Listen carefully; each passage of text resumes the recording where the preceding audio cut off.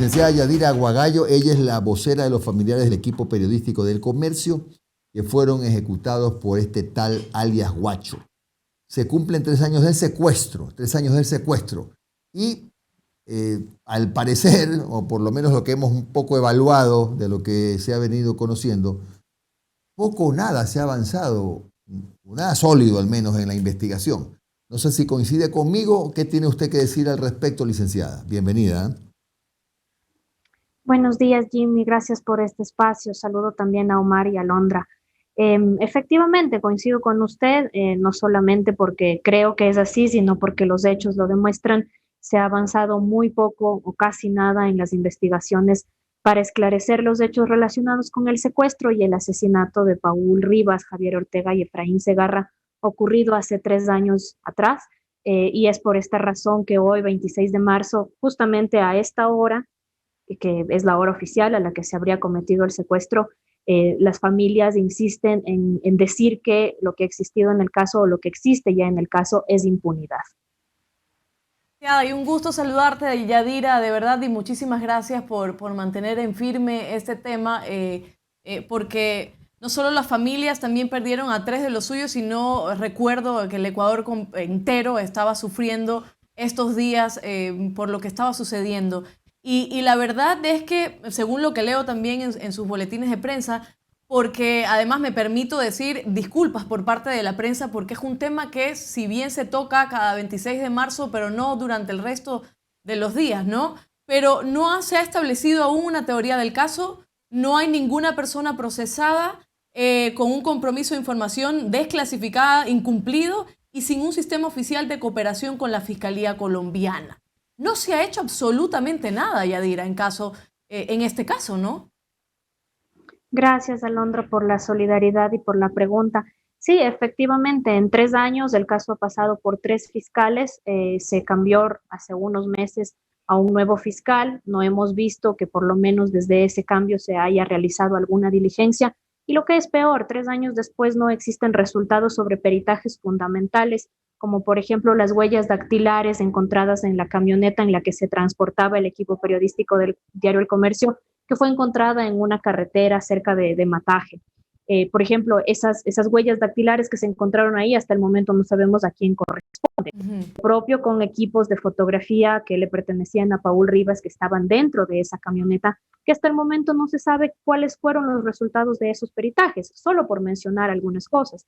Pero entre las más graves está que precisamente no existe una teoría del caso, ni siquiera se ha hecho una reconstrucción de los hechos de lo ocurrido en Mataje durante estos 3 años, no se ha hecho una reconstrucción de los hechos.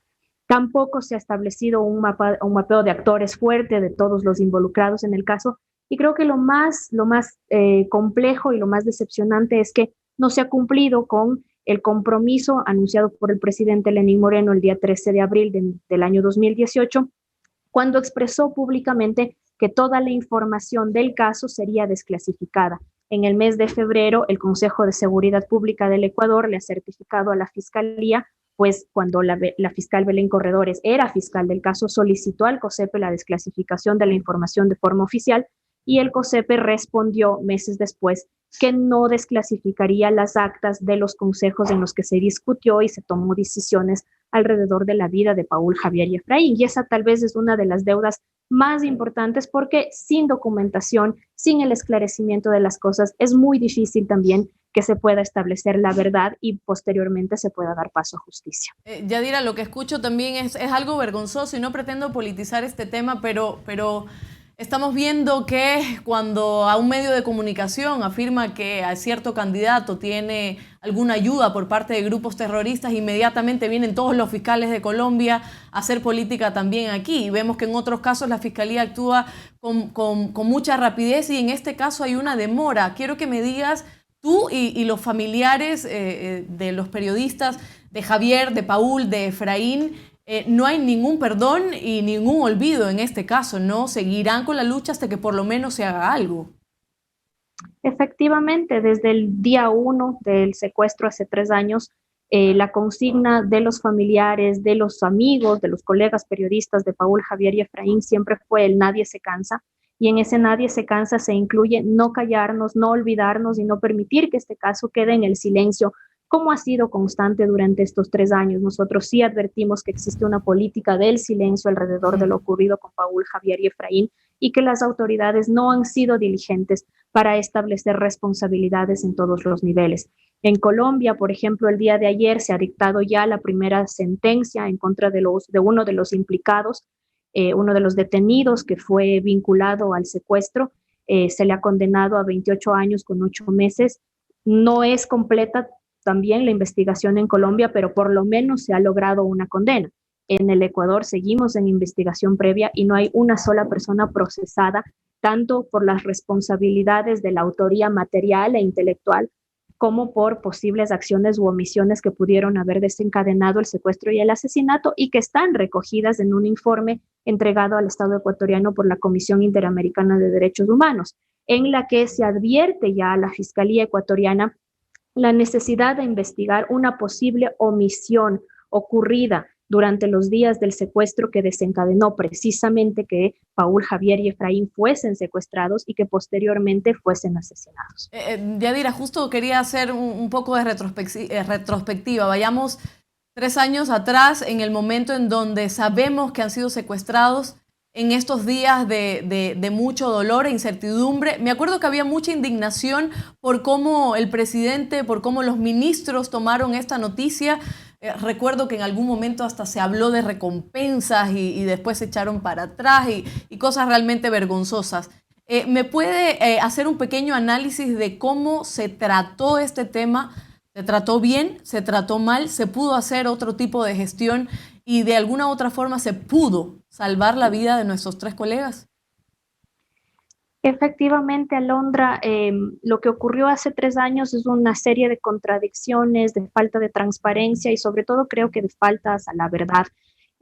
Constantemente los familiares hemos dicho que nosotros podríamos entender o hubiésemos podido entender que la decisión del Estado ecuatoriano era no negociar por la vida de los 3, pero debían haber sido absolutamente transparentes con nosotros, incluso para poder tomar cualquier decisión al interior de las 3 familias. Sin embargo, los 18 días en que duró no el secuestro, porque se determina por las investigaciones que los 3 fueron asesinados el día 7 de abril y recién el día 9 de abril, ya sabiendo las autoridades que habían sido asesinados, inician ciertas acciones mediáticas, sobre todo para crear este imaginario de que estaba negociando por su vida.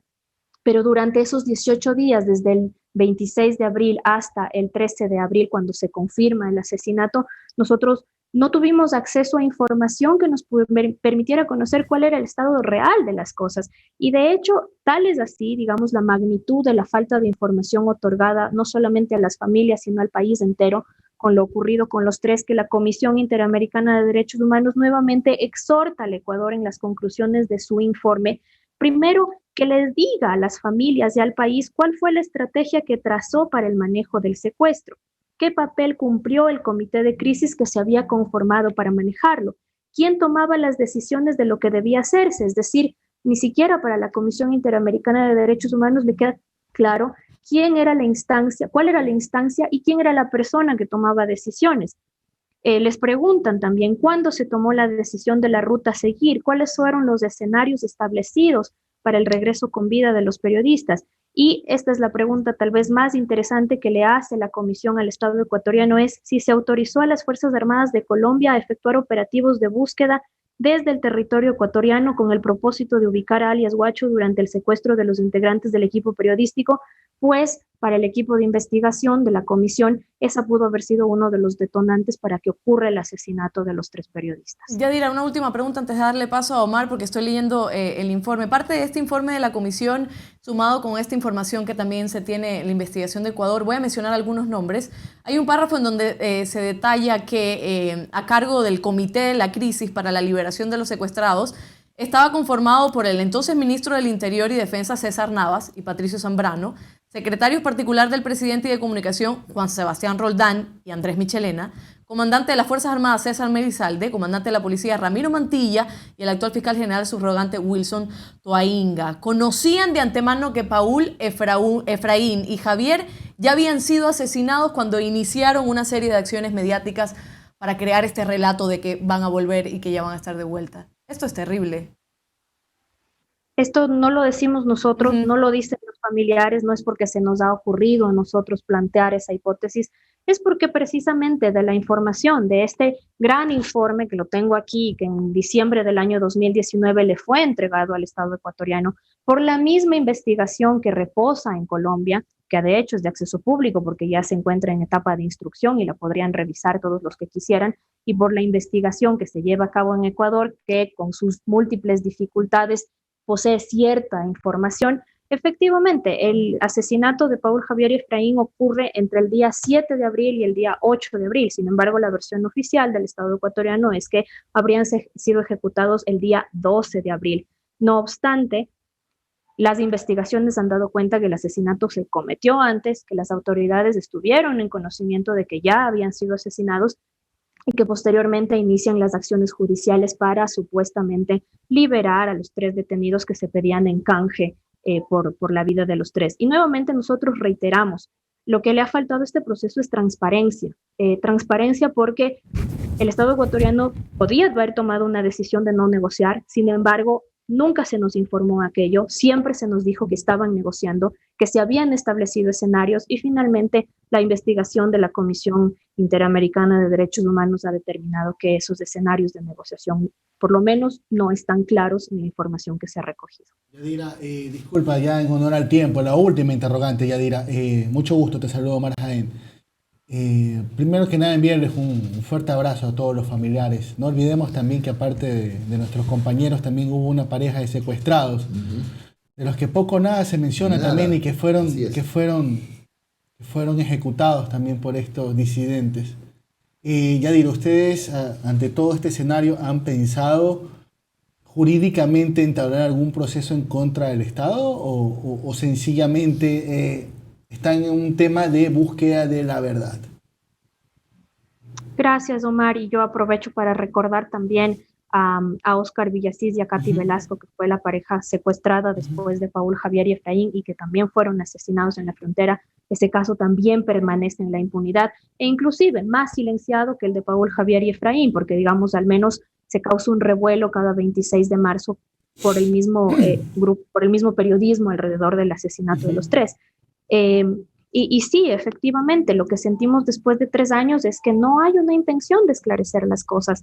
El Estado ecuatoriano ha tenido, o por lo menos la Fiscalía, ha tenido todo el tiempo necesario para poder establecer su línea de investigación. Tiene incluso un informe elaborado por un equipo de seguimiento especial conformado por investigadores de alta categoría que se han desempeñado en todo el continente investigando crímenes contra periodistas específicamente y en los entornos y en los contextos del que se dio en la frontera.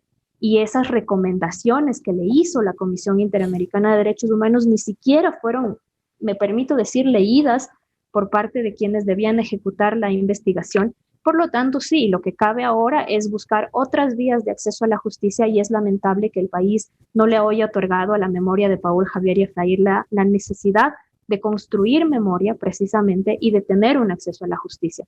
Así que sí, no está cerrado la exploración a otros caminos y a otras medidas que se tengan que tomar ya en el plano internacional, porque es un hecho que en el Ecuador por lo menos no existe un compromiso y una total responsabilidad por el esclarecimiento de los hechos. Gracias, Yadira. Yo no tengo más preguntas, pero en todo caso, ya como dije al inicio, a nombre de la prensa buena, la verdad, le pido disculpas si en algún momento nos olvidamos de estos temas. Ojalá mañana no falte yo, Omar o Jimmy, o usted como periodista también, y se olviden de nosotros. Así que nuestro compromiso también es seguir hablando de este tema hasta que se tomen algún tipo de soluciones. Muchas gracias. Gracias, Alondra. Valoro y reitero finalmente lo último que usted ha mencionado, y es que cuando un crimen contra periodistas queda en la impunidad, es muy probable que se vuelva a repetir. Sí. Gracias a la licenciada Yadira Aguagallo. Ella es vocera de los familiares del equipo periodístico del Comercio. Se cumplieron 3 años de la desaparición y poco o nada se ha avanzado. No. Más se ha avanzado en Colombia que en Ecuador. Y poco. ¿Sí?